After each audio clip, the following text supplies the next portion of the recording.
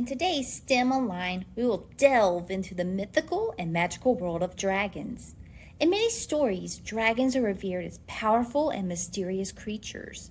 Often the cliche depiction of a brave knight defending the mortal realm against such a ferocious beast is enough to get our hearts racing.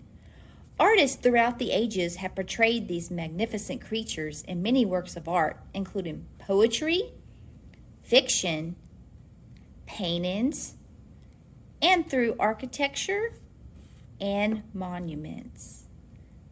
Medieval representation are almost snake-like in appearance. Then we move on to Celtic and Norse, and finally Chinese and Asian descent dragons. Before we start the experiments, let's talk about fire safety.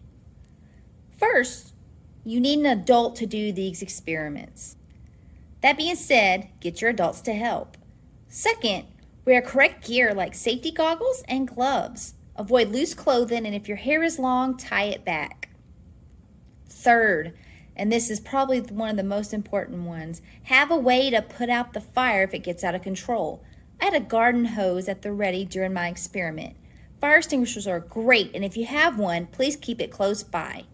If you decide to use a grill as the base of operations, putting out the fire will be easy because all you have to do is close the lid and the fire will go out due to lack of oxygen.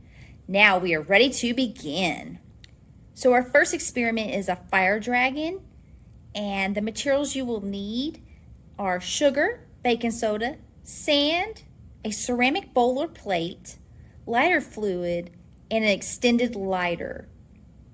I used an old cookie sheet and tin foil to help with cleanup. Okay, we'll start by taking our baking soda and add it to the sugar. Be sure to give it a good mix. Make sure you're wearing gloves from here onward. Take the lighter fluid or heat and saturate the sand. Now add the baking soda and sugar mixture right on top of the sand. Be sure to remove any flammable materials away from your project before you start the fire. Next, take the extended lighter and use it to light the lighter fluid. Now we can watch the magic happen. You can see black snake-like shapes start to form.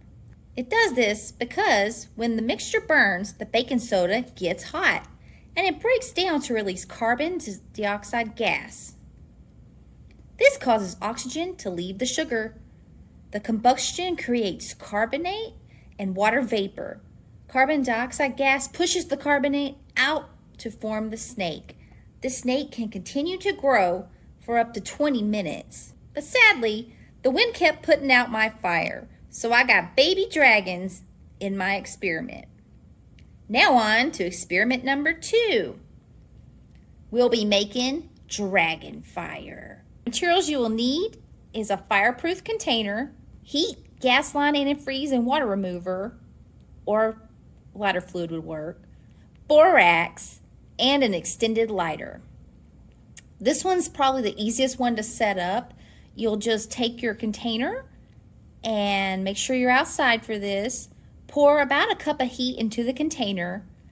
Next, we'll use a plastic spoon and sprinkle about 8 tablespoons of borax into the liquid and mix it really well. So stir, stir, stir, stir, stir. Make sure you mix it. Then we're going to very carefully ignite it with the lighter. If you look closely, you can see the green flame. I know it's a little hard to see because it's daylight, but I will have a nighttime picture later. It burns this way because fires are made from a combustion, which is an interaction between oxygen and fuel. Molecules of oxygen react with carbon, causing an exothermic reaction. This reaction releases heat, and how high or low the heat is will change the color of the flame. Certain elements, when introduced with fire, will burn a different color. I use borax, which contains the element boron, to get the green dragon fire. Cream of tartar, yes, the spice, has potassium, so it will create a violet dragon fire. Thank you for watching, and be sure to post your dragon creations. See you next time. Bye.